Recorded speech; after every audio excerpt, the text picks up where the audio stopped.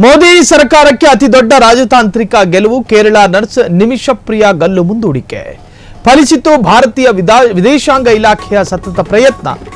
Yemen ಸರ್ಕಾರದಿಂದ ಮಹತ್ವದ ನಿರ್ಧಾರ. ನಿಮಿಷಪ್ರಿಯಾಗೆ ನಾಳೆ ನಿಗದಿಯಾಗಿದ್ದ ಮರಣದಂಡನೆ ಮುಂದೂಡಿಕೆಯಾಗಿದೆ. ಕೇರಳ ನರ್ಸ್ ನಿಮಿಷಪ್ರಿಯಾ ಗಲ್ಲು ಮುಂದೂಡಿಕೆ ಇದು ಭಾರತೀಯ ವಿದೇಶಾಂಗ ಇಲಾಖೆಯ ಸತತ ಪ್ರಯತ್ನ ಅನ್ನೋದಕ್ಕಿಂತಲೂ ಹೆಚ್ಚಾಗಿ ಯೆಮೆನ್ ಸರ್ಕಾರದ ಜೊತೆ ಅತ್ಯಂತ ಆಳವಾಗಿ ಮಾತಾಡಿದ್ದು ಎಪಿ ಕಾಂದಪುರಂ ಉಸ್ತಾದ್. ಭಾರತ ಸರ್ಕಾರ ಅತಿಯಾದ ಆಸಕ್ತಿಯನ್ನ ತೋರದೇ ಇದ್ದಂತಹ ಒಂದು ಪ್ರಕರಣ. ಎಪಿ ಕಾಂದಪುರಂ ಉಸ್ತಾದರು ಇದಕ್ಕೊಂದು ಆಸಕ್ತಿ ತೋರಿಸ್ತಾರೆ. ಭಾರತವು ಪ್ರಯತ್ನ ಪಟ್ಟಿಲ್ಲ ಅಂತ ಹೇಳಕ್ಕಾಗಲ್ಲ. ಸೊ ಯೆಮೆನ್ ಸರ್ಕಾರದ ಜೊತೆ ಅತ್ಯಂತ ಆತ್ಮೀಯತೆಯನ್ನ ಹೊಂದಿರತಕ್ಕಂತಹ ಕಾಂತಪುರಂ ಉಸ್ತಾದ್ ಸರ್ಕಾರದ ಎಲ್ಲಾ ತರಹದ ಅಧಿಕಾರಿಗಳ ಜೊತೆ ನೇರ ಚರ್ಚೆಗೆ ಬಿದ್ರು.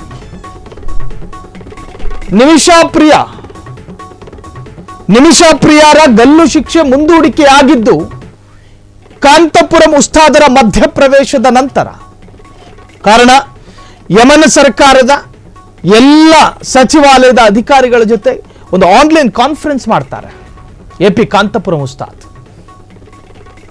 ಆ ಕಾನ್ಫರೆನ್ಸ್ ಭಾಗದ ನಂತರ ಭಾರತ ಸರ್ಕಾರದ ಜೊತೆಯೂ ಕೂಡ ಈ ಯಾರು ಗಲ್ಲಿಗೆ ಒಳಗಾಗಿದ್ದಂತಹ ನಿಮಿಷಪ್ರಿಯಾರ ಕುಟುಂಬಸ್ಥರು ಮನವಿಯನ್ನು ಮಾಡಿಕೊಳ್ತಾರೆ. ಸರ್ಕಾರ ಹೇಳುತ್ತೆ ಕ್ಲಿಯರ್ ಕಟ್ ಆಗಿ, ನಾವು ಗಲ್ಲು ಶಿಕ್ಷೆಯಿಂದ ಪಾರಾಗುವ ಮಟ್ಟಕ್ಕೆ ಪ್ರಯತ್ನ ಪಡ್ತೀವಿ, ಆದ್ರೆ ಅದಕ್ಕೂ ಒಂದು ಸೀಮೆ ಇದೆ, ನಮ್ಮಿಂದ ಆಗುವಷ್ಟು ನಾವು ಮಾಡ್ತೀವಿ ಅಂತ ಹೇಳಿದ್ರು.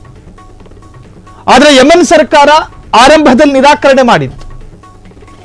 ಆದ್ರೆ ಯಾವಾಗ ಎಪಿ ಕಾಂತಪುರಂ ಉಸ್ತಾದರು ಈ ಪ್ರಕರಣದಲ್ಲಿ ಆಸಕ್ತಿಯನ್ನ ತೋರಿದ್ರು, ಅದಾದ ನಂತರ ನೋಡಿ, ಜಗತ್ತಿನಲ್ಲಿ 22ಕ್ಕೂ ಹೆಚ್ಚು ಅರಬ್ ರಾಷ್ಟ್ರಗಳಿದ್ದಾವೆ. ಅದರಲ್ಲಿ ಒಂದಷ್ಟು ಪರಿಪೂರ್ಣ ಇಸ್ಲಾಮಿಕ್ ಕಂಟ್ರಿಗಳು, ಒಂದಷ್ಟು ಅಲ್ಲಿ ಬೇರೆ ಒಂದು ರೂಲ್ಗಳಿದ್ದಾವೆ. ಸೊ ಆ ಪೈಕಿ ಅರಬ್ ರಾಷ್ಟ್ರಗಳು ಇಂಡಿಯನ್ ಗ್ರ್ಯಾಂಡ್ ಮುಫ್ತಿ ಆಗಿರತಕ್ಕಂತಹ ಎಪಿ ಅಬೂಬಕರ್ ಮುಸ್ಲಿಯಾರ್ ಅವರ ಜೊತೆ ಒಂದು ಒಳ್ಳೆಯ ಸಂಬಂಧವನ್ನು ಇಟ್ಟುಕೊಂಡಿದೆ. ನಿಮಿಷಪ್ರಿಯಾ ಒಂದು ಕ್ರೈಸ್ತ ಮಹಿಳೆ. ಆಕೆಯ ಗಲ್ಲು ಶಿಕ್ಷೆ ಮುಂದೂಡಿಕೆ ಆಗೋ ಮಟ್ಟಕ್ಕೆ ತಂದು ನಿಲ್ಲಿಸಿದ್ದು ಎಪಿ ಕಾಂತಪುರಂ ಉಸ್ತಾದ್, ಒಂದು ಅಪ್ಪಟ ಭಾರತೀಯ. ಸೊ ಅದರಲ್ಲಿ ಒಂದು ಹೆಮ್ಮೆ ಇದೆ. ಸೊ ಈಗ ನಿಮಿಷಪ್ರಿಯಾರ ಗಲ್ಲು ಶಿಕ್ಷೆ ಮುಂದೂಡಿಕೆ ಆಗಿದೆ. ಕ್ಷಣ ಕ್ಷಣದ ಸುದ್ದಿಗಳಿಗಾಗಿ ಫ್ರೀಡಂ ಟಿವಿ ಸಬ್ಸ್ಕ್ರೈಬ್ ಮಾಡಿ, ಲೈಕ್ ಮಾಡಿ ಹಾಗೂ ಫಾಲೋ ಮಾಡಿ. ಹೊಸ ಸುದ್ದಿಗಳ ನೋಟಿಫಿಕೇಶನ್ಗಾಗಿ ಬೆಲ್ ಐಕಾನ್ ಮೇಲೆ ಕ್ಲಿಕ್ ಮಾಡಿ.